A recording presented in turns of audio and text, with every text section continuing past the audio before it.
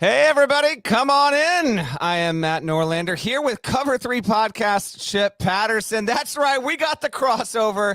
Everyone on YouTube, hello. Drop your questions and your comments with frequency. If you're listening to this on your phone, thank you for listening. However, you're getting it as fast as you're getting it. We appreciate you. We've got a lot to get to. We got to set up this Final Four.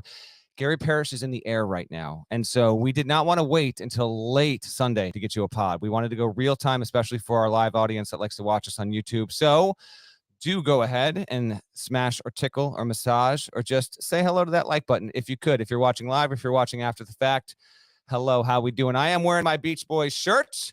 This is for the Beach Boys from FAU. I was at the Garden on Saturday night. I know the podcast from Saturday night with Cobb and Parrish. Recap that. I will get to those owls. Those incredible owls, those impossible owls. I will get to them before we get out of here. The Final Four is set. The total seed number, if you add them all up, we're at 23. It's the second highest in history. The highest, 2011, which also went to Houston. This is also because we have Miami playing UConn and FAU playing SDSU. Stop. Just, again, let that soak in. Miami, UConn, FAU, San Diego State. It's the first time since 1970 that we have had a Final Four with at least three of the participants having never made a Final Four before, making their debuts all at the same time. How about that? How incredible is that? Also, it's the first Final Four ever without a number 1 seed and a number 2 seed and a number 3 seed. My goodness, how about that? A year ago, we had all blue bloods, Kansas, Carolina, Duke, Nova. Those tournament wins last year totaled up to more than 400. This year, UConn's got 63 tournament wins to its name. FAU, you know them all. It's 4. San Diego State has 10. Miami has 15, and almost all of Miami's have come under Jim Larrañaga. We are going to get to Texas over Texas losing to Miami first. But Chip, how you doing? And what is your what's your reaction to this Final Four we have and what we saw go down on Sunday? Oh, I mean, first of all, it's good. Like, you and I got hired about the same time. Like, we've been working at CBS for like 12, 13 years. It's been well over a decade at this point. Yes. I got butterflies before we hit record because, and like, this is the thing that I want to connect with. Like, everybody, like, shout out to everybody who's watching live. I see all of you in the chat. Like, am I going to do a duck impression? Or, like, maybe, I don't know. We'll see. Like, because you're always trying to hunt the duck when you're doing that ISO defense, right? But okay. I do think that this is one of those shows that, as a listener of the Eye on College Basketball podcast, I'm always fired up for. So, like, even still, all this time, super excited to be here. And Gary Parrish did say, in addition to, look at me, I'm an Aztec, he also said that he would be watching. And I know that he's got the in-flight on-board, like, season pass, gold standard, like everything that you can possibly have for his preferred airline. And so I hope he is watching. Hey, GP, I hope that we're doing you justice here. We think he's actually watching right now. There's no chance. There's no chance. I'm actually going to say there's no shot. No. Not happening. I wouldn't be surprised if he was. He's kind of sad that he was going to miss out on this one. Yeah, well, we will. Parrish and I will be back on Tuesday to preview the Final Four in a typical episode. But we want to get this up as quickly as we can. And right. And exactly, like get me called in, and also, like, if this first game had been the second game, I can't say that I'm as fired up. I cannot say that I'm, like, charging in after we went. What was it? We started off. We had, like, Greg McDermott calls a timeout, 30-second timeout, to be able to, like, try to set up a good shot. But it was a Baylor Shireman air ball, and then all of a sudden we had a media timeout. Everyone complains about the, like, commercial kickoff commercial. How about the commercial air ball commercial that we had during the slugfest that was San Diego State outlasting Creighton? But you know, there's a lot to unpack here from both of these games, from the matchups that we've got ahead. Fired up to be with you, man. Yeah, no, it's listen, it's a fascinating Final Four. I got no issues with it. I'm willing to admit that, like, if it was Creighton instead of San Diego State, because FAU can play any kind of game, we would have a lot of good potential for two really unpredictable, exciting games. San Diego State will dictate that game to almost certainly be decided under the score 65 for the winning team. But whatever, we're we're all too happy to. Can we go like a general question here? Because what do you got? yeah, all right. So Ryan in the chat says, "Is this the most entertaining tournament that we've had?" I'm going with yes, absolutely top 3. And the thing that makes this interesting, 0 buzzer beaters. We've had a lot, like Furman is our closest thing that we have. One. And oh, by the way, Trammell hit a foul shot. Trammell hit a foul shot with like 2 and change. It's not the same. I know. Yeah, but with no buzzer beaters, we've had phenomenal comebacks. We've had controversy. We've had incredible endings.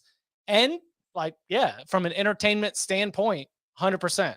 It's been great. It's not the most entertaining one ever. And I love Chip. I love me some NCAA tournament every single year. I love every variety. No doubt about it. But this isn't because we haven't had a buzzer beater, and there haven't been. We didn't get just an assembly line of amazing finish after amazing finish. There have been crazier ones, but it has been tremendous. And let's get into Sunday's action. We're gonna go Texas over Miami first. So. I said on HQ, I think it's 70% Miami wins it and comes back, and 30% Texas collapses there. And we'll get to the Larinaga stuff and what he's done because I do want to touch on that as well. But man, oh man, Texas. Okay, so there was it seemed I don't know. The game happened and ended. I hopped on HQ. I talked about this for 15 minutes. I took off my dress shirt, my jacket. I tossed on a Beach Boys shirt, and I hopped on the podcast. So I haven't really sat there and digested. It feels like the call that was going to be Omir's 5th that then became the rightful call. Cunningham, the Cunningham box out. Yeah, because he was undercutting him. Like, I get it. You want to have the ability to box out. That guy was backing out of a garage that had its doors closed. Okay, like that had to be the call on Cunningham. It feels like that might have been the turning point there. But just some stuff off the top here. Jordan Miller, phenomenal. 27 points on 7 of 7 shooting, 13 of 13 from the line. This is a guy who, Miller, I've mentioned him many times on the pod. You and I did. On the we were talking ACC tournament, we're like, who is the one player who could take over right now and transcend what Miami's ceiling is? Because Isaiah Wong has the ball in his hands all the time. Norshad Omier is clearly especially with some of the injury troubles that he had, was the X factor everyone zeroed in on. You and I have been simpatico with the idea that if you really want to take Miami to the next level, then Jordan Miller is the guy that's going to be able to do it. And the stuff that he had, did you get a chance on HQ to hear what he had to say after the game when he was talking? He was talking to Tracy Wolfson, and Tracy had clearly gotten into this a little bit on the off day on Saturday, where he was like, the pain of losing that Elite 8 game last year was an intense motivating factor. And then Jim Larinaga said the same thing when Jim Larinaga came in. He said, Jordan and Isaiah were talking to everybody in the locker room. They were like, we want to go further. We want to go further. And I think that is something that is so cool to me. I've gotten a lot of questions, and I'm sure you've gotten a lot of questions where it's is the transfer portal, is the way that you remake a roster every year, is that why this NCAA tournament is so crazy? Yeah, maybe. Of course it has to play a role, but when we do have those stories of a tournament experience and the heartbreak that is felt, and then when you bring that back and you transmit it to your teammates and you say look, this is what it's going to take, and we want to go further. It seemed like Jordan Miller, in the off day before this game even tipped off, had been able to deliver that message to the rest of Miami's roster, and then to also follow that up with being the best player on the court, either team. I mean, that's some cool stuff. That is cool college basketball, NCAA tournament stuff that I love. I completely agree with you. It is, man, oh man, this Miami story is something else here. As for the game, and Miller, so he's the first player. This is just so Miller is the first player to score 25 in a tournament game on 100% from the field and the line since, you already know it, Chip. Who? Christian Laettner. Laettner in 92 against Kentucky. Yeah. What a performance. Phenomenal. It's funny. I actually went back to the spectrum, emotionally, psychologically, did my own little darkness retreat. Went back to that 1992 Elite 8 game. Mm-hmm. But I did it in advance of the Gonzaga UConn game. which was nothing like to Kentucky at all.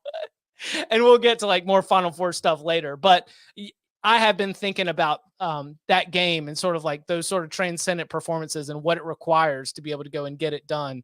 And Miller was absolutely there. You can see the box score if you're watching on YouTube here. Now to keep this up for a couple more minutes, I'll read off this. One, we keep saying Jordan Miller's underrated. He's no longer underrated. Same thing for Larrañaga. He's not the most like this making the Final Four. Jim Larrañaga is no longer underrated. He can no longer be declared that, in my opinion. There, but you see what Miami was able to do. 59% from the field, and they were cruising above 60 for much all of the game. The entire game until the end. By the way, Miami's down what? They were down 13 with 13 to go. Mm-hmm. They just got to the line way more than Texas did. Miami from 2-point range was outrageous. What issue? They shot 27 of 41 from inside the 3-point line, and only missed four foul shots. That to quote our buddy Seth David, that is how you get Capone. So, and, what do you make that out? I wanted to pitch that at you. So they make 11 3-pointers in the Sweet 16, and like from the jump, like they didn't. Oh, let me see my notes right here. They did not have a single 3-point attempt until 7:30 left in the first half. Is that Texas's defense that sort of forces their hand? Like, what does your eye? I think that's part of it. Yeah, because Texas can get out and guard you like that. And there were some, there were some shining moments here from Texas on that end of the floor until Miami flipped the game. Like I thought Hunter played really well. I thought Carr had a pretty good overall game. And in fact, he was able to stay in after taking that shot from Omier on the inbound there. Bishop had some moments there. You even saw Dylan Mitchell. Dylan Mitchell had just an outrageous block. In fact, my mind went to a place where I was like, we're going to get Dylan Mitchell against Andre Jackson in the Final Four. No, we are not. Texas is going home, and it will be Miami instead. And I'm more than okay with Miami's litany of athletes matching up with UConn. It's going to be a fun matchup no matter what. But you'll notice, like, Miami's a team that takes a lot of threes. It took 8 in this game. Right. And I'd be interested. I don't know if anyone's asked, and as we're doing this, literally Larrañaga hasn't even gotten to I don't think he's even gotten to the post-game presser yet because they got to do the net cutting and they got to do all that stuff. So we won't know this in real time in the podcast. But I am interested to know if net what's up? Cutting. Net cutting. I just want to make sure you said net cutting. Net cutting. That's correct. Net cutting. Yeah. Yes. Net cutting. I'd be interested to know how much of that was Texas and how much of it might have been a game plan, a wrinkle, because they were able to get it done down low. Omier had 11, Pack had 15. Poplar again carried them for spurts there, and they just they did a wonderful job on Larrañaga. He's the 4th head coach to make multiple Final Fours as a 5 seed or worse. This will not be a trivia time. You want to know the other ones? Here they are: Larry Brown, Tom Izzo, and Brad Stevens. What do they all have in common? They are in or are going to the Hall of Fame. Jim Larrañaga should be going to the Naismith Memorial Hall of Fame, okay? Because only he and Larry Brown have taken 2 programs to the Final Four as a 5. Brad Stevens, of course, did it twice with Butler, and then Izzo's obviously only done it with Michigan State. Larry Brown did it with multiple teams. And Larrañaga should be well on his way, man, to orchestrate this. How about this? He does this not just on the 17th anniversary of doing it with Mason, okay? What is somewhat forgotten about that Mason game was, and I can't believe it's been 17 years. I remember being in my living room with my brothers and my parents. That was a Sunday, and that was, I think, the second game in DC. It might have been the first one. They were down 12 points in the first half. That Patriots team was to that just beast of a UConn team, just down big time. They rally, they win it, they take it to overtime there. This one, they're down 13. In fact, I think they were still down like 10 or so with 8 minutes to go in this game. And the reason they won it, there were only 2 times in this game when Miami missed 2 shots or more in the game. They missed 3 straight in the early part of the first half, and then they missed 2 in a row in the 11-minute range with 11 and change to go. Other than that, they didn't go any point in the game where they missed more than 2 in a row, or 2 in a row, period. That is why it got done. There were some turnovers that created some of that up and down and skittishness. Texas obviously was shooting lights out for much of the first 75-80% of the game. If Texas finishes shooting 50% from the field, 40% from 3-point range, shot 73% from the line, comported itself basically as well as you probably could expect it to. But Miami was a good matchup, and we got an incredible just an incredible reach. The score doesn't reflect how tight the game was. And oh, by the way, how about this now? 5 seeds are 5-1 all time in regional finals against 2 seeds. 5-1 all time. Shouts to Dave Warlock of the NCAA who tweeted out that nugget as well. Any other takeaways from this one, Chip? There was an unbelievable image during some of those final free throws where of course, none of the Miami players are on the block, but they're all arm in arm. Like it's one guy at the line and it is the other 4, and they are all arm in arm. And the reason why that stands out to me is that the only players who finished in double figures were the starters. Like, was it 5 bench points? They all come from Joseph. Everything that Miami got was from its starters. And one of my notes that I was making in preparation for this podcast, again, butterflies, expectations, all those things, is that one of what I saw in San Diego State Creighton was Creighton run out, and we'll get to this game in a little bit, but like Creighton's a short rotation. San Diego State's a deeper team. Yes. Ran out of legs. Jumpers were coming up short. They were giving up offensive rebounds. Like, okay, like you're running out of gas. And I totally understand it, but that's what's happening. And I thought that was what was happening. And those 4 players, whoever was at the free throw line, the other 4, they were all arm in arm for Miami in these 2 weekends. Those 5 have been enough. And that's cool, man. Like you've done a lot on this podcast talking about every tournament is different. We try to tie together all these different threads, but I want to appreciate this Miami team, the regular season champions in the ACC, going to the Final Four for the first time in program history. Like they stand against what I thought was a developing narrative. Because if Texas wins this game, the narrative is, well, look, Texas, deep. FAU, deep. San Diego State, deeper than Creighton. Like UConn's not like terribly deep, but at least, it's sort of built into this narrative that in a year where nobody was good, like if you just had enough bodies to be able to sustain injury issues, foul trouble, like whatever it was, that you were going to be able to advance in the NCAA tournament. But Miami was just better. I mean, it was really impressive, and it speaks to the camaraderie of a group that, shout out to Life Wallet and all that. But the camaraderie of a group that Jim Larinaga has fostered, the way they play for each other, they seem to, based on my view of them on the court throughout this season, and especially in this NCAA tournament, like they seem to have bonded together in a way that overcomes a depth deficiency to some of these other teams that have made deep runs. And on Texas, real quick, this is stinging, obviously. Had Texas won, I thought it had a healthy chance to give Connecticut a good game and win a national championship under an interim head coach, which would have been, a Steve Fisher situation. And then the ties that bind. Steve Fisher built up the San Diego State program. There's a lot of that right now, by the way. I guess we'll say that. I'll try and save that more for the end when we just do a quick preview of the Final Four. But in case I forget it, I'll mention it here. Like FAU didn't even have a program until '88, didn't go D1 until 30 years ago. SDSU is up there. Like Baylor's probably the greatest reconstruction, but SDSU was a nothing program till Fisher got there and Dutcher, took over. Miami didn't have basketball for like 14, 15 years and finally got it back. And well, UConn is UConn. So very fascinating overall. As for Texas though, and Rodney Terry, I do think he's going to get the job. It hasn't been offered yet.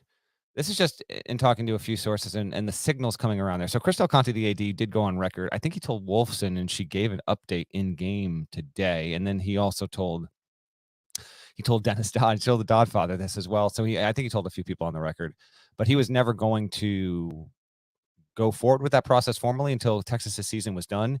Now, it would have been kind of awkward if Texas made the Final Four and that was still the case because he would have been asked about it. And then maybe the hand would have been forced. I don't know.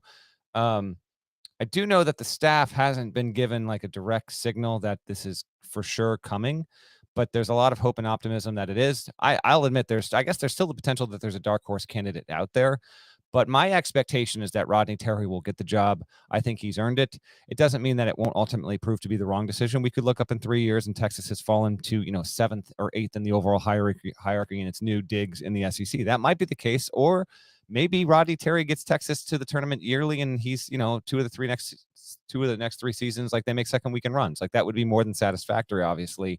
And you don't have to give him a huge contract, and you don't have to offer him 7 years at $4.5 million, and they won't, by the way. But absent of having an absolute home run waiting in the wings, I don't think that's necessarily the wrong move. So I'm anticipating that being the way that goes. And I know Texas fans, and plenty of them are all in on it. Some are probably feeling a little ambivalent in the moment. If you're a Texas fan watching this podcast or listening to this podcast, you're just like, man, that felt like a Barnesian ending. I don't know about these vibes right now. No. All right. So look, so here's my take on this. So we were on the verge of the first Texas Final Four since 2003. I'm with you. And we were already at the first Elite Eight since 2008. Shout out to DJ Augustine. But Charlotte Bobcats legend, obviously. Yes. We are not dealing with a program where the standard, what has been proven is that high. You know what I'm saying? I just think that because Texas basketball is considered a top 10 job, that is because of the athletic department, the finances, the revenue, and all the things around what comes with being a part of the Texas athletic department. But in terms of what your expectations are for success, especially in the postseason and the NCAA tournament, Rodney Terry can do more Elite Eight runs. Rodney Terry is more than capable of getting Texas to the tournament, getting Texas to the second weekend, based on the way that sources coming in for Matt. Based on the way keep going. It actually is. Keep going. Based on the way that Texas has performed historically in the modern era in the NCAA tournament, Rodney Terry can do that. That to me seems like a no-brainer. I need you to keep going longer than that. Okay. No, I'm good. We'll see if they text back. But yes, Rodney Terry, Kevin Durant. I don't know. Yeah, no, I hear you on that. Absolutely. Well, that's Miami, Texas. We got a good one. I always love give us a nice regional final on Sunday night, and Miami, Texas delivered. I was just waiting on that one other counter punch from Texas that did not land. But credit to Jim Larinaga, 73 years old and going back to the Final Four. Canes, man. The Hurricanes are going to the Final Four. All right. That's that one. We got to talk about San Diego State Creighton, of course, and what went down there. And we will. But first, Nada, do your thing. Phenomenal! Absolutely magisterial here! Artilharia do Campeonato Brasileiro! Golfish agora! Golaço!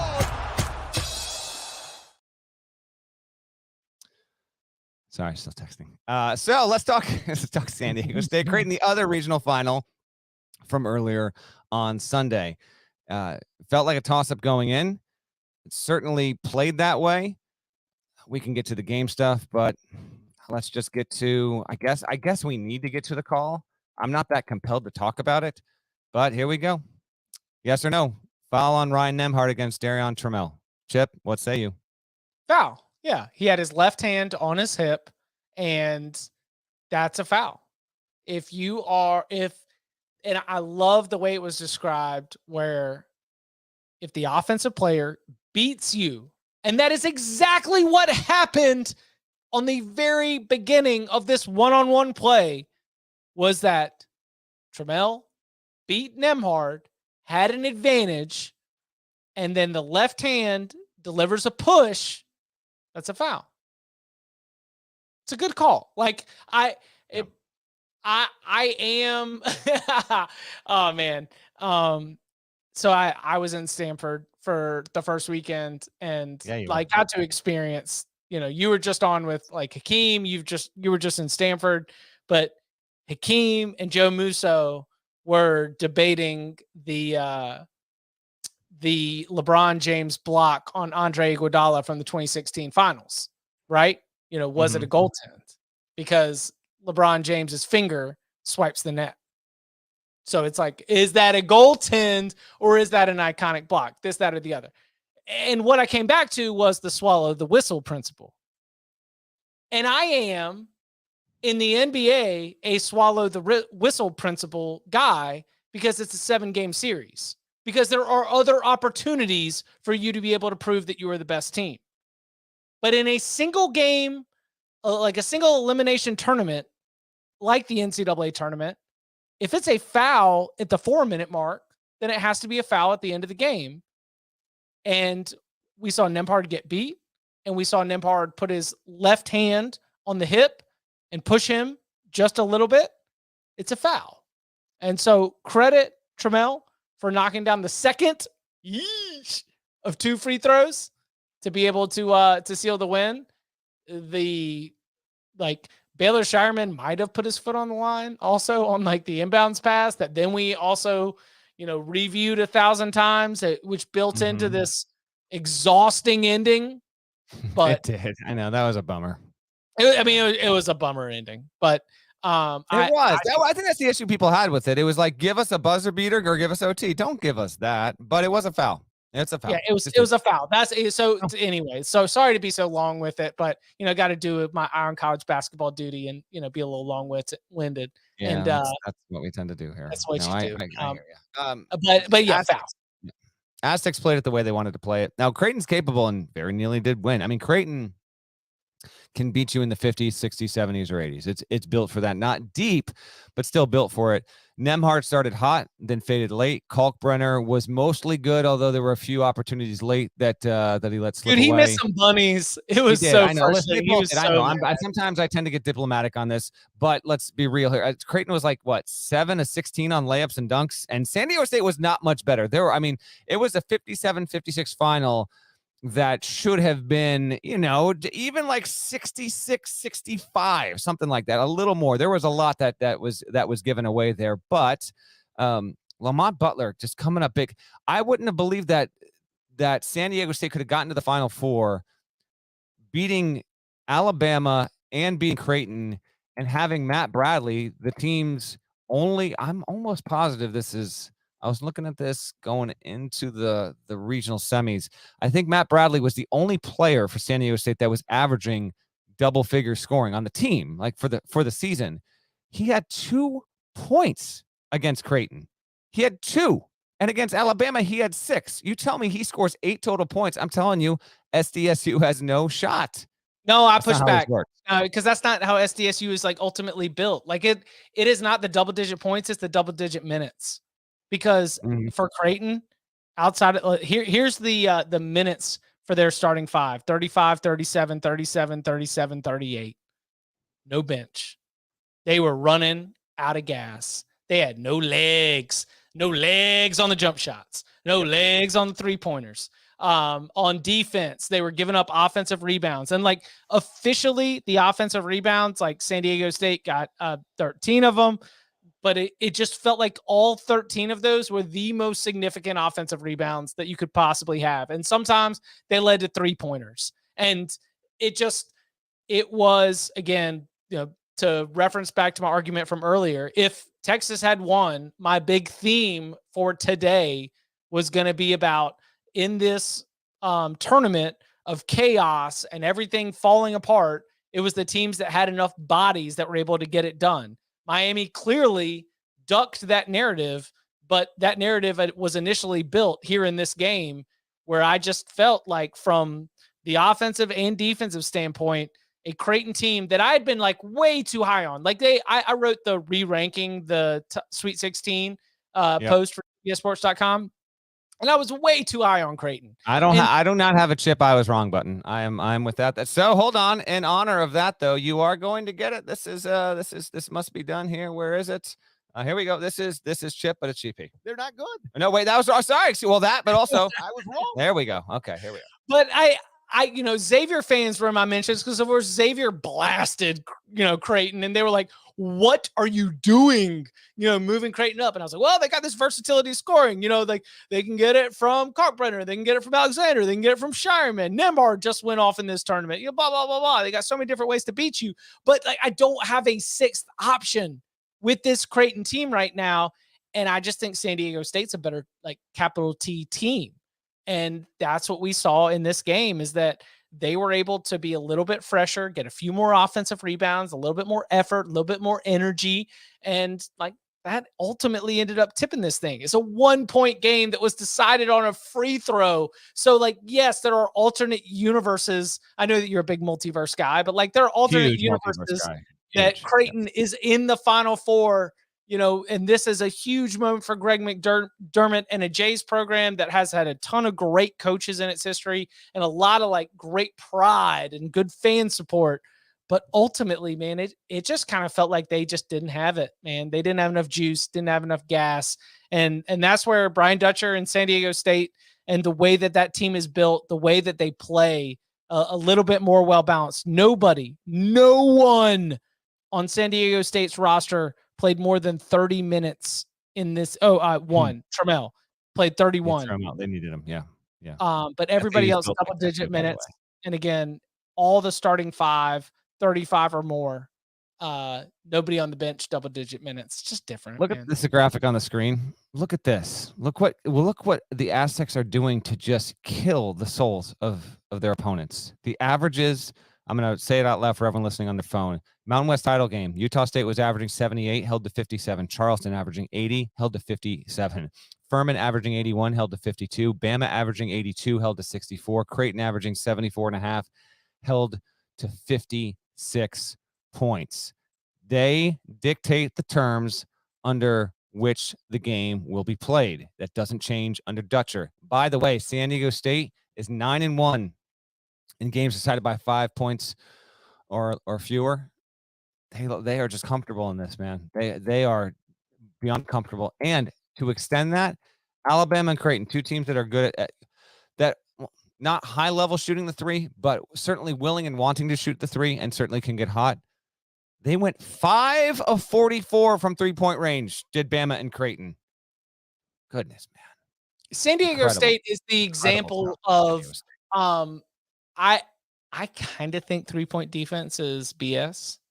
Like it's not BS. But San Diego State makes column me A think and it's a otherwise. little column B. It's a little column A and a little column B because, and this is after talking to coaches on this stuff, because you chase them off the way line. that the team will scheme you on that end of the floor, it can have cumulative effects on how you actually get your shots off and where you get your shots off.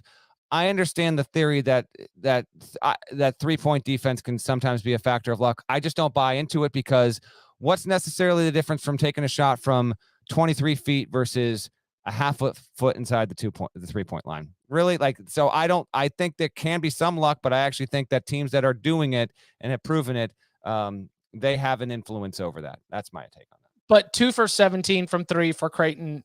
2 for 17 from 3. Creighton was 9 for 24 against Princeton, 11 for 24 against Baylor, only 3 for 20 against NC State. But I mean, even the attempts, I mean, we're talking, this is a team that shot 26, 34, 21, 25, 23, 20, 24, 24, less than 20 attempts, 17 attempts against San Diego State. That's where, because what I've heard, like when I push, my pushback is the chase them off the line mentality. It's like, based on the way that we scheme our defense, like we want to not just contest, but we want to even make it so that you don't want to take that 3. And San Diego State, with one of the best 3-point defenses in the entire nation, seemed to prove that here against a team that can be very, very dangerous from 3. How about this for San Diego State? The second team ever to hold all 4 opponents en route to a Final Four below 25% 3-point shooting to the Final Four. Trivia time! Who's the other team? It's happened within the past, I'll give you a window. Let's say it's happened within the past 4 to 14 seasons. In the last 4 to 14 seasons, there's been a team. And what was the only team ever? But the answer falls in that range. Yes. What was the statistic for 3-point defense? Hold all 4 opponents under 25% 3-point shooting in every game going to the Final Four. UConn 2014. Syracuse 2013 did it. Syracuse held opponents collectively to 15% from 3-point range. San Diego State, 17%. By the way, Darian Trammell, 4th player ever to hit a game-winning foul shot with 2.0 seconds or under remaining this deep into the tournament. So Elite Eight, Final Four, National Championship. The others to do it, and yeah, it's a little bit of a bump for Creighton, obviously, but he got it. That was the bucket that sealed it. Hal Lear shouts to 1956 Temple against Cincinnati. Raymar Morgan versus Tennessee for Michigan State in 2010. An unforgettable foul shot. There are 4 instances: Lear, Morgan, Trammell, and then 2019, Kyle Guy. In the Final Four, controversial call. I actually thought it was a good call against Auburn. So, do we talk enough about how that was a soft Final Four? What do you mean? So, Duke and North Carolina were the best teams in the country that season. Reminder, everyone listening, this is Cover 3 Podcast, Chip Patterson, our college football podcast. He is based in the Triangle area and is a lifelong resident of the state of North Carolina. I am now outflanked on this podcast by 2 NC residents. That's right. Listen, that ACC tournament semifinal between Duke and North Carolina was phenomenal. Like, that was because Zion was healthy, and that was not the case. Obviously, he leaves the first game. Second game, I think he sits out too, the one in Chapel Hill. And then when they play in the tournament, it's full rosters, both teams, like Kobe White's vibing, like everything is moving. That game was incredible. And I walked out of that game thinking, like, well, those are 2 of the best teams in the country. Then Duke gets beat by Michigan State in the Elite Eight. North Carolina gets beat by Auburn in the Sweet 16. But then you take a look back and you're like, all right, so Virginia had who did Virginia beat in the Final Four? Oh, it was just, they didn't even have to play Tom Izzo? Oh, okay. All right. They just had to play Texas Tech. Okay. So they just had to play Auburn in its first ever Final Four, and then Texas Tech. Okay. All right, cool. You know, I'm just saying that, like, in 2019, I thought the 2 best teams in the country were Duke and North Carolina. So, you know.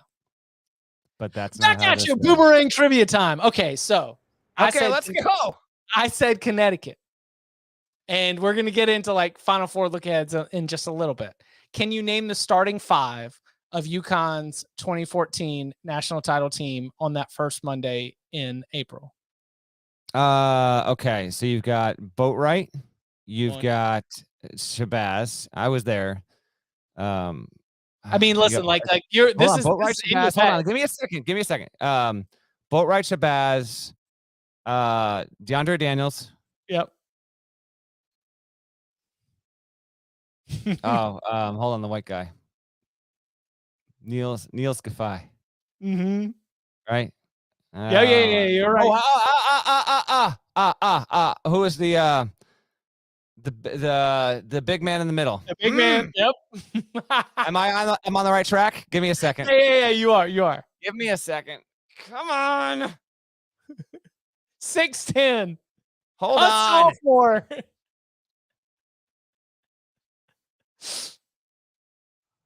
Because all this UConn stuff had me digging. And I was like, I looked at this starting 5 and it blew my mind. Because I look at the Kentucky starting 5 and it's like Aaron Harrison, Andrew Harrison, James Young, Julius Randle, Takari Jackson, Poythress coming off the bench. Like, of course I remember all these guys. Tell me I'm right. And I do not remember a lot of this UConn rotation. Give it to me. That was a celebratory headphone. Wait, did you say it? I said Amita Brahma. Oh, no. That's not it? No. He's... What? No. Brema came off the bench. Oh, this is an outrage. 4 out of 5 is still impressive. Not it. Brahma didn't start? Nope. Can I get a fact check? Give it to you? I'm looking at... Hold on. Let me look this up. Yeah, give it to me. Philip Nolan. Nolan started in the title game? Yep. I'm looking it up right now. Played 19 minutes. Brema played 13. This is. Gosh, it's embarrassing. So should Should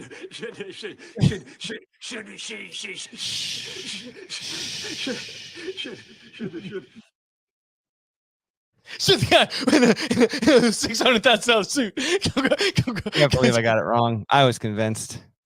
This is shameful. This is absolutely shameful for me. No. You know what? I think UConn fans are going Brima too. It's ridiculous. I can't believe I got it wrong. Philip Nolan. Yeah, Philip Nolan, starting big man.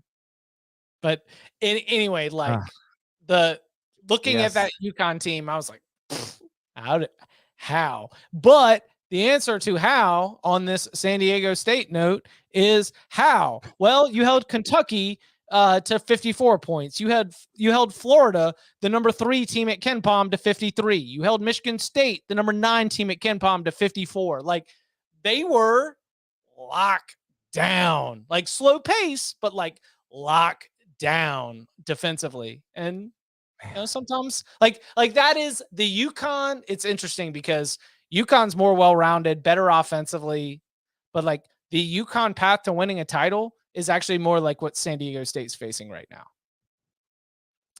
I'd buy that. I think that's fair. I think there's something to that. Let's do a quick. GP and I are going to do the full blown, Final Four look ahead things, storylines and just takeaways and all that. But we'll do a brief Final Four look ahead. You want another break in here? You got another thing queued up for me? You want a break right now? I don't have this in the Google Actually, yeah, let's do that right now so that everybody Here's knows. what we're going to do. We are going to talk about the Final Four, and then I'm going to talk about the most surprising Final Four runs that we've ever seen. But first, Nada, do your thing.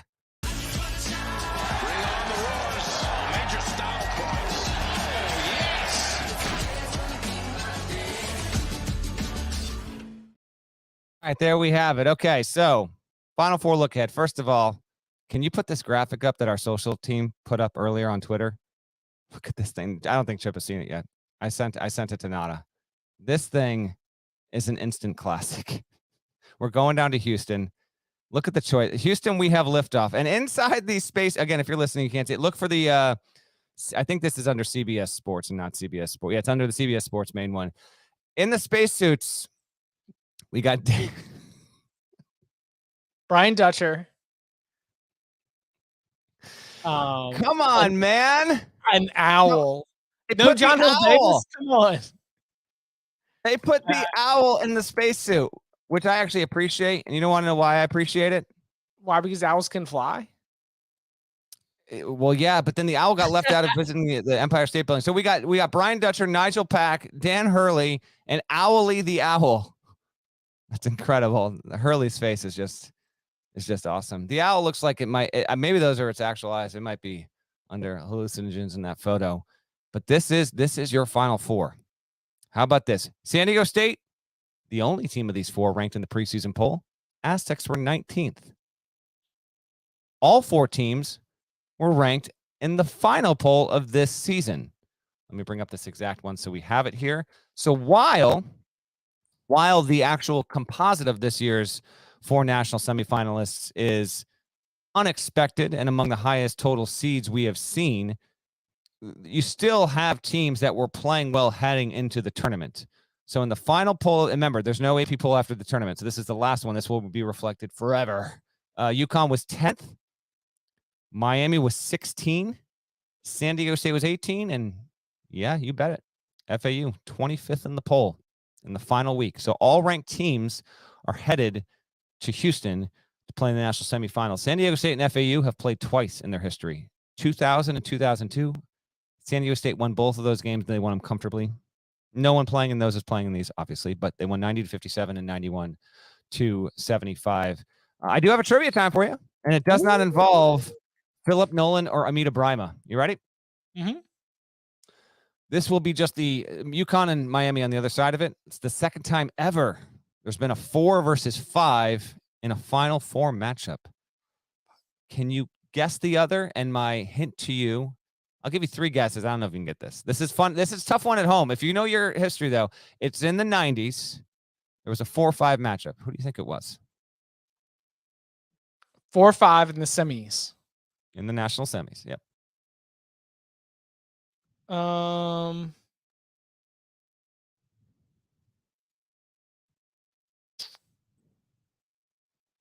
The 5 and it was like genuinely surprising. I remember when I was younger, this 5 making it to the Final Four.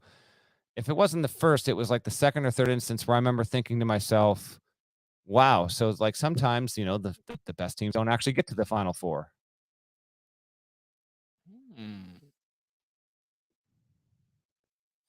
All right, I'm doing no hands. No hands. No hands, no cheating. Was one of them the Syracuse 90? Is that a 96 team? Bingo. Oh, nice. All right. Okay. Who's the 5? Who's the 5? Let's see if the chat's helping you out here. Is the chat? No. The chat has it. The chat has it. Because Syracuse played Kentucky and lost. Correct. In the championship game. 76-67, if my memory serves correctly. I don't have the other. I don't remember the semifinal opponent. I remember the Syracuse run, and I remember their seed being around there, but I don't remember who they beat in the semis. So I'll take the L. The Mississippi State Bulldogs with Dante Jones and Eric Dampier. Ooh. Who was the head coach? Yeah. Richard Williams was the head coach of Mississippi State. Gotcha. 5 seed got there. So this will be the first 4 versus 5 in a national semi since. It's also it's an old school Big East affair. These two teams did used to play each other in conference play way back. Hey, kiddos, Miami and UConn used to share a conference. Now they're meeting back around in the national semis. Jim Larinaga is the only one here with Final Four experience. Did it with Mason, and again, did it on the 17-year anniversary of getting there overall. What else? You've got your South Florida flavors with Miami and FAU. Boca Raton and Coral Gables, stand the hell up. There had never been a South Florida team to make the Final Four until this year, and now they have 2 of them. You've also got this weird thing where FAU is heading to the American. It's leaving CUSA, and San Diego State, it's not done. It's the worst kept secret in sports. It's going to go to the Pac-12 at some point. So these conferences, the Mountain West and CUSA, will actually financially benefit in the next 3, 4, 5 years because the units will space out, and they're making millions upon millions upon millions of dollars for this. So it's a nice parting gift for those leagues. SDSU is just a matter of if, or not a matter of if, but just a time of when with all of that. I texted you on that. That's the lamest thing to bring up. I always feel bad, but like just because I'm so embedded in the college football side of this, that like conference realignment, like that's the Cover 3 podcast on March 26th. Like, yes, if there is any conference realignment buzz, then it is going to be top of mind. And one of the things that we're actually planning as a show is like, oh yeah, don't forget like FAU, which like Tom Herman's going to be the new head coach. Like they are going to be in the American. You know, Houston is going to be in the Big 12. There were a lot of second weekend moving pieces. You know, UCLA is going to be in the Big 10. You know, like it was an interesting sort of back burner, like 9th most important storyline. But I at least was latching onto this thinking for FAU, for Charlotte winning the CBI. Like you were sitting here talking about North Texas having success in the NIT and Charlotte having success in the CBI and FAU making it to the Final Four. And you're like, man, how great is this for Conference USA? Like for a minute, like all these teams, all 3 of them that I just mentioned are going to be in the American Athletic Conference next season. Just a little back burner thing to keep in mind as we're thinking about where all these teams stack in their neighborhoods, much less the national picture. A few more things here. Every team that's going to the Final Four had some, you got to overcome adversity. FAU could have, if they give Memphis the timeout, probably done in the first round. Miami and Drake. San Diego State was in a tight one against Charleston in the first round. Miami was down big and went on a 16-1 run and ran away with it in the first round. And then UConn, I was in the building for both that and UConn Iona. Iona actually led at halftime of that game. So the ways that you get to the Final Four eventually are obviously quite interesting. And man, oh man, it is eclectic. I am excited to cover it, but I'm also excited for the fan bases. And like FAU came big to the Garden, really big to the Garden, man. Like I was so impressed. Now K-State still outflanked them, but these are, on the surface. And again, we'll dive deeper into this with GP on Tuesday, but you got Brian Dutcher, who wasn't a head coach until he was like 56, 57 years old. San Diego State would have been probably a 1 and a 2 at the worst in 2020. Like it was a dominant team. And then what we remember, Kansas was one in Ken Palm. Dayton was having this incredible year, but San Diego State was good enough to win a national title that season too. So it finally gets some redemption in there. That's a really cool story. FAU kind of speaks for itself, and I'll give a few quick notes on them before we get out of here. UConn under Hurley, he hadn't won a tournament game with the program till this year, and now he's going to the Final Four. And the Huskies are coming full circle in the context of the season. They looked incredible in November. They win their PK 85 event. Then they've got the lull. Hurley gets COVID. He misses a game, and they drop 6 of 8. And now here they are. They're just the vibes I get off of this UConn team that are just like 90s, 2000s. Like this roster has a lot of that, and it's really cool to see. Just because. Being around college basketball when that was happening. Dan, this program through and through, but like to me, I think about Adama Sanogo because Adama Sanogo was one of the best freshmen in the country, one of the best freshmen in the Big East when he stepped in, and that was the first year that UConn was in the Big East. Like they had just made their arrival. It was Dan Hurley's 3rd year on the job. And it was the first year that they made the NCAA tournament. And I just sense that there is some ownership, that there is like, and again, I'm asking you because you were with them in Albany, but like, I just think that there is something about these upperclassmen who build to this point. And it goes back to my Jordan Miller, Miami reference, where it's like, when you put in this much and you get so close and then you feel that heartbreak. I mean, there is nothing like I wish I could take every college basketball fan and put them with me in the losing locker room in the NCAA tournament. The smells, the sounds, like everything in there will rock your soul. Like for real. I mean, it is incredible. The human emotion that is felt and how raw it is. And I think about Sanogo. As soon as he got a part of the roster, he was very quickly an important part of UConn basketball. So he has become the face of this resurgence. And it's just like, man, that is the kind of player who, because of his physical talents and also just like how good he is, will be like, I can will this team to a win right now. And it is so impressive to see this UConn group build to this point. Back to what GP and you have referenced, if you're going to get us now because it's coming. Like Dan Hurley calling his shot, all that sweet. But I also want to put the focus on the players who have been there for all of these years of in college football, we say you lose big, you lose small, you win big. And you have to go through those steps to be able to win big. Feels like UConn's about to win big.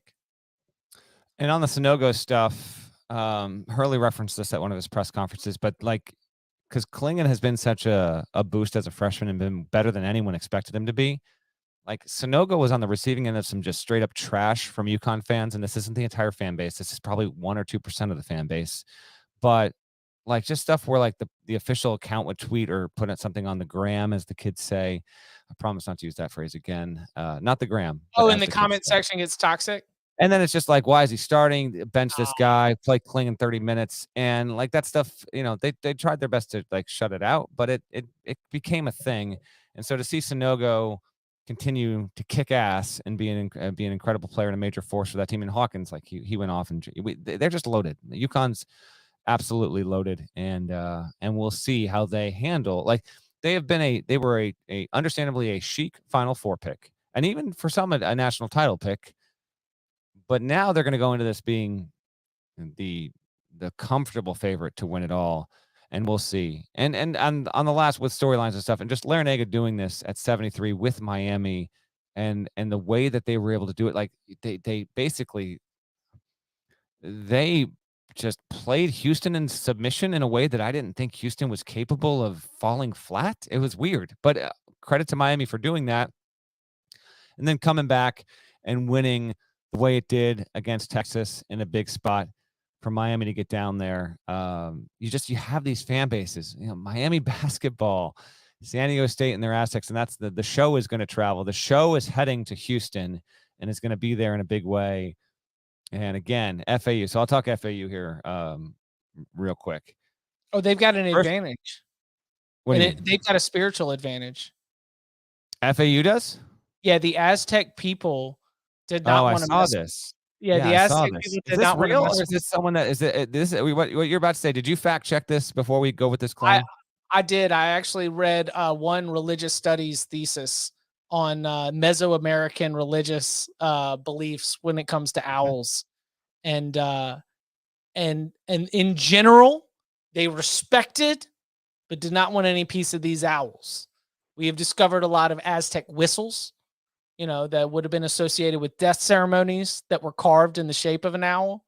And the Aztec people, they did. And like, to be fair, I mean, it's kind of like how I feel about raccoons.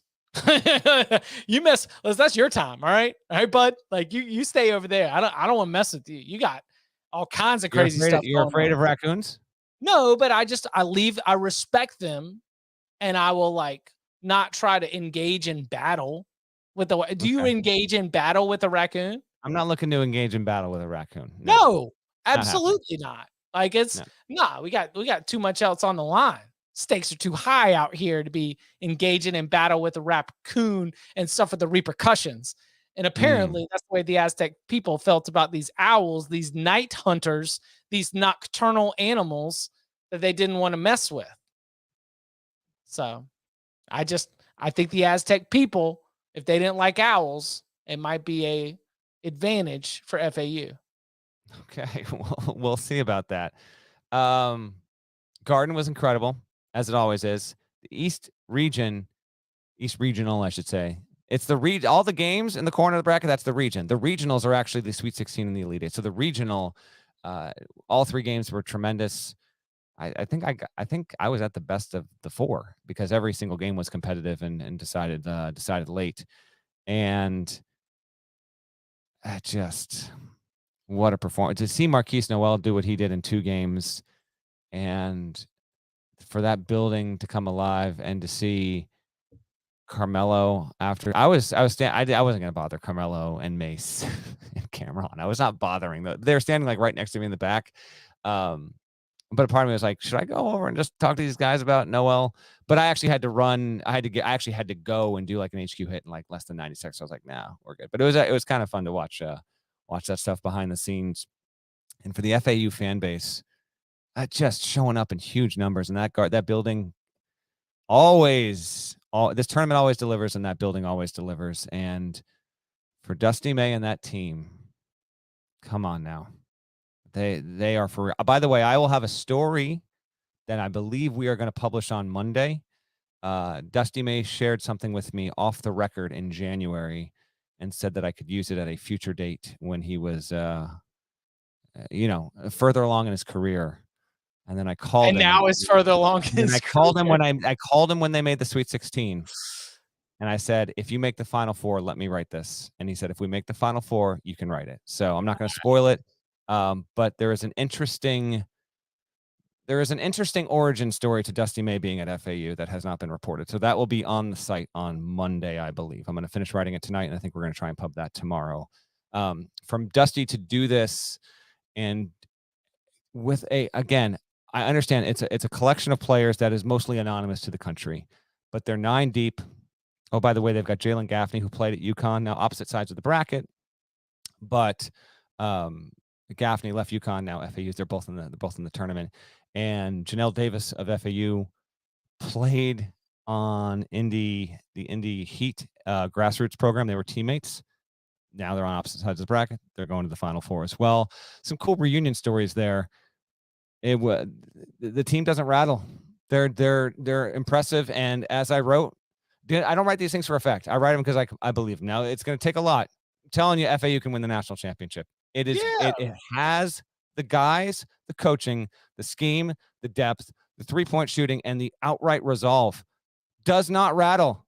Okay, against Tennessee didn't matter. FDU was threatening them.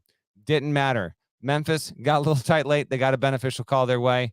Didn't matter. They can win. I think I mentioned this earlier in the show on Creighton. They can win in the 50s, 60s, 70s, or 80s. They can do it. Does not matter. It would be one of the all-time stories in sports if they do it. But I don't consider that the story is a Cinderella story. The team is not a Cinderella team. They're 35-3. They're guaranteed to have more wins this season than any other team in the sport. No one can catch them in the Final Four or the CBI or the NIT or any of it. So no matter what happens, they're going to finish with more dubs than any other school. And they've been doing this all season long, and it's super duper impressive. And that was an awesome scene to cover on Saturday. And some of those players, like I got them on HQ, and there was a look of, for a couple of them, it was like, we don't even know how to interpret what's happening right now. And that's the best. That's the best.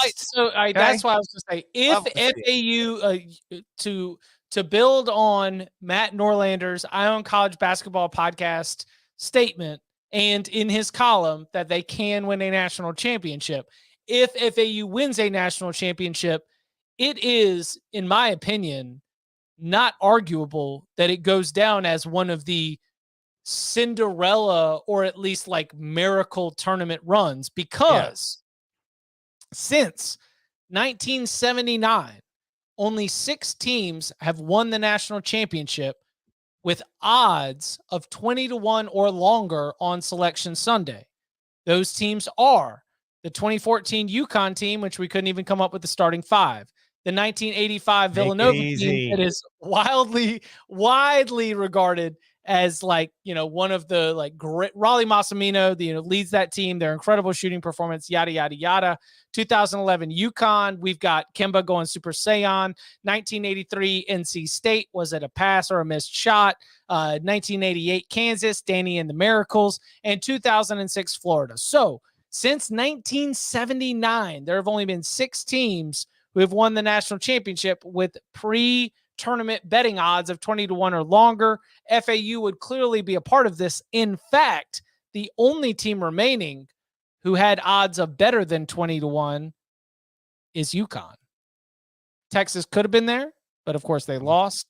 Those other ones would be Houston, Alabama, Kansas, Purdue, UCLA, Arizona, and Gonzaga. So for FAU to win would put them in the same conversation as a 1985 Villanova, a 1983 NC State, 1988 Kansas, the UConn teams of 14 and 11. Like it would look historically like a Cinderella type run, even though if they win the national championship, there'd be a 37 win team, 36. Which one? What for FAU? Yeah, if FAU wins the title, 37. Yeah, Even though there would be a 37-win national champion, it would still look, based on the expectations in the betting market and otherwise, closer to a 1985 Villanova, 1983 NC State. Final 4 teams. San Diego State won its league, won its conference tournament. FAU won its league, won its conference tournament. Miami won its league, was the 1 seed, did not win its conference tournament. UConn did not win its league, did not win its conference tournament. UConn has more losses than any team in the Final Four, but it is also rated comfortably as the best in terms of projected futures and then predictive metrics. In KenPom specifically, UConn is 1, San Diego State is 14, FAU is 17, and Miami is 22. Let's wrap it up with this: the most surprising Final Four runs in modern history since they went to seeding. Dude, what year did they go to seeding, Chip? 1979. That's right, buddy. That's right. Billy Corgan being a jerk doesn't turn you off from Smashing Pumpkins. You know what do you want? Separate the art from the artist, okay? Anything before bad. I'll do bad, and everything before, we're good. Here's my order. Top 10. 2007 South Carolina, 2017 South Carolina. I was there. MSG as a 7 seed. They beat 10 seed Marquette, 2 seed Duke, 3 seed Baylor, and 4 seed Florida. Shouts to Sindarius Thornwell. Shouts to Devin Sindarius Downey. Thornwell was also the counter to the idea that Duke in Madison Square Garden was unbeatable. That's correct. That is Duke, correct. Yeah. Number 9 on this list, I have this year's FAU team from the 9 spot. Memphis, 16 seed FDU. This is, so the way I did this was the team, the road, how strong it was. Like FAU was ranked. Like it's unlikely. Historically, this is unreal. But I think it's the 9th most unlikely Final Four run we've had. All right. They beat Memphis, FDU as a 16, 4 seed Tennessee, 3 seed K-State. Number 8, the first Butler team. It was a 5 seed, but it's Butler. All right. And it was the second in this run of mid-major / Cinderellas. Yes, it had a future pro on the team in Gordon Hayward. Yes, it almost beat Duke on the greatest missed shot, arguably in the history of the tournament. Beat 12 seed UTEP, 13 seed Murray State, top seed Accuse. I'm sorry, K-State. You're going to take a lot of strays here. The K-State is, by the way, lost, 9 straight Elite 8 games. They've lost so many Elite 8 games in a row, haven't made the Final Four, or cut just short. It's been 60. It'll be 60 years officially next year. Number 7 on the list.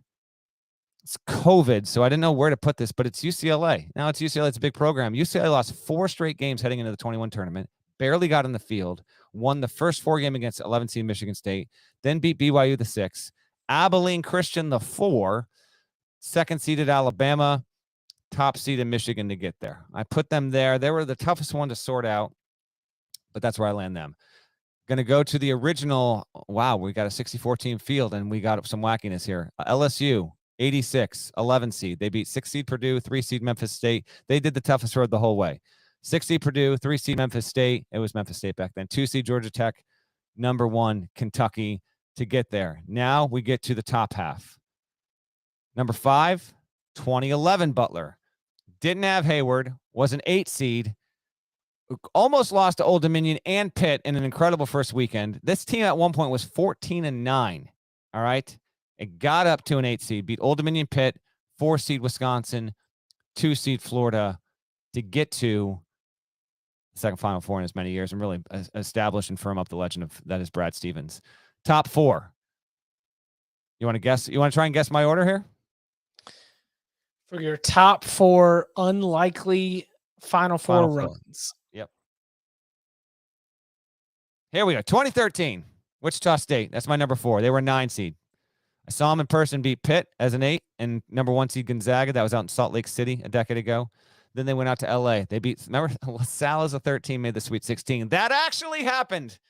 And then they beat 2 seed Ohio State to get to the Final Four under Greg Marshall. That was the year before they got to the tournament undefeated and ultimately got knocked off in the second round in that. Loyola at 3. Kentucky. Loyola Chicago is the 3. 11 seed 2018. Just a magical run. Beat 6 seed Miami and 3 seed Tennessee. Both of those were won in the closing seconds, and then they got by Nevada by just 1 point with Muss as the coach. That was the run that got him on the road to Arkansas, and then they knocked off. Yes, Kansas State. K-State got knocked off in a regional final. Like yet again, they keep getting in the way of this stuff. The thing that's amazing about. Can I sit on that one real quick? Yeah. I showed up to Atlanta. Virginia had been bounced because they were the one in the South. Kentucky was there. And we were like, this is it. This is Kentucky, just like easy, slip and slide. Like it's Loyola. It's, Kentucky had to play Kansas State. It was going to be Loyola and Nevada. Like just think about that from a Kentucky fan base standpoint. All you got to do is beat Kansas State and then the Loyola Nevada winner, and you're in the Final Four. That building on Friday, because it was a Friday, Sunday, if I remember correctly, but like BBN was filling that place.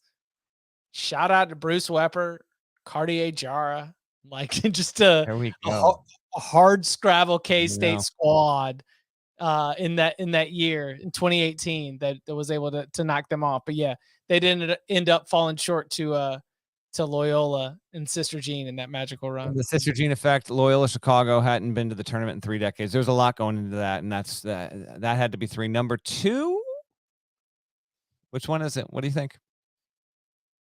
Kansas 88. Not on the list, man. No shot. Oh yeah, because it's have you already mentioned VCU 11? I have not. That is number 2. 2011 VCU, the first team to go from first four to final four. Speculation whether it even should be in the tournament. I believe it was Billis that famously said VCU should not be in the field. It beat USC in the first four, then knocked off Georgetown, Purdue. Purdue was a 3, Florida State as a 10, and then went just ballistic from 3-point range and beat that's top seeded Kansas, number 1 that year. I think Kansas. I'm not going to speak for Kansas fans, but over the years, it feels like of all the like that is in the top 3 of like that team didn't make a Final Four. Are you kidding me? VCU did it, and that means number 1 is of course 2006 George Mason, which is the first. Like it's the first Cinderella team to do it, and they got in over Hofstra, and there was a lot of lamenting. I think Vital was saying, "Why isn't Hofstra in the field?" And because Hofstra, I think Hofstra swept Mason, went 3-0 against him, but Mason got in. I think it was the last team into the field. It was They a were an 65 team field. There wasn't 68 teams then. There was 65. There was only one playing game. They beat 6 seed Michigan State, 3 seed North Carolina, 7 seed Wichita State, and then the epic OT 86-84 win over a stacked UConn team. Denham Brown shot went long. That's my top 10. You had the likes of Wisconsin in 2000. Someone in the chat mentioned them. They were certainly under consideration. Penn was a 9. What year did they do that, Chip?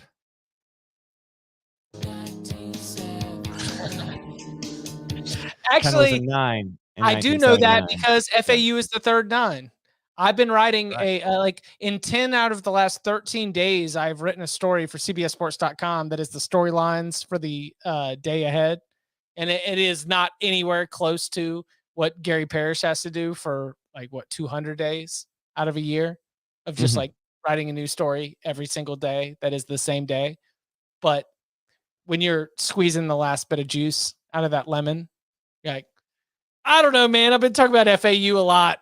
Okay, they're really deep in this tournament.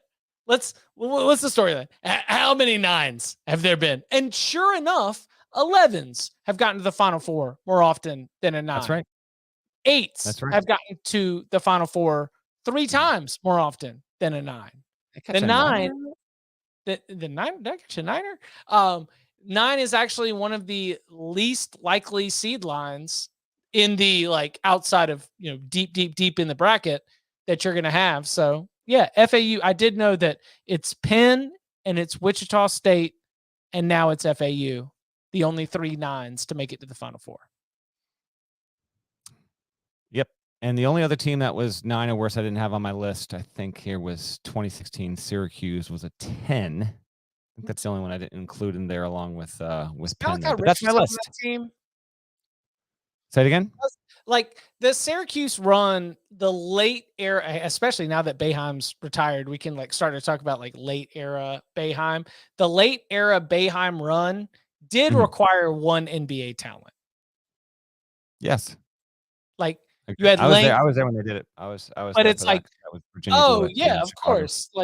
This is a huge game. You're playing zone defense. It's one possession. Oh, you've got one player who is an NBA talent who can just put the ball in his hands and make it happen. I feel like Malachi Richardson was that player on that team.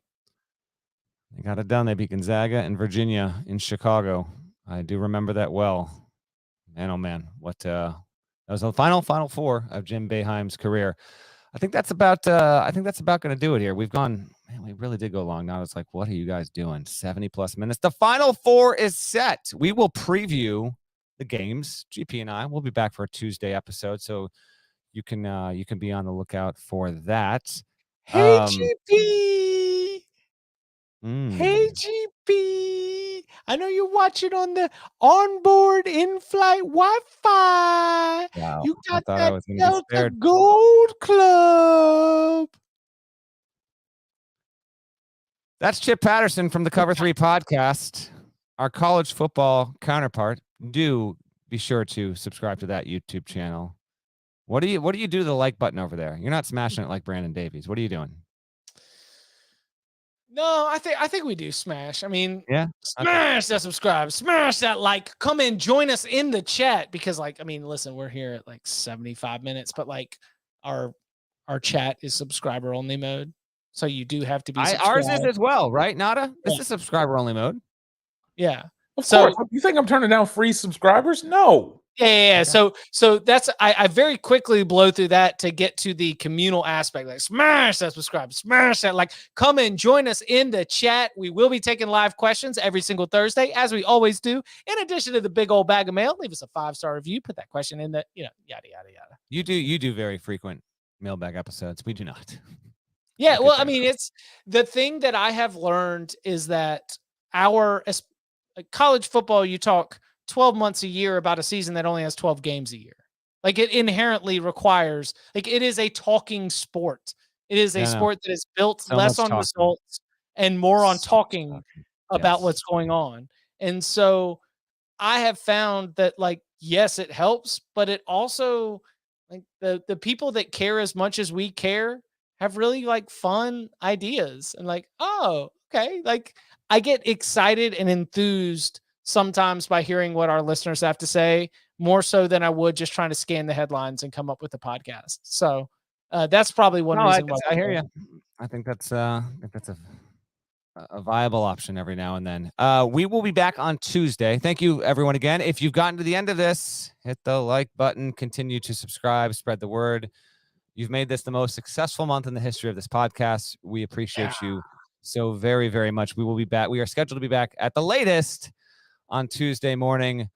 I am Matt Norlander. This is Chip Patterson. I'm going to hit one more random one on the button. Which one are we going to go with here? Let's go with a little more Tobias. There are dozens of us. Dozens! We will see you on Tuesday. Take care.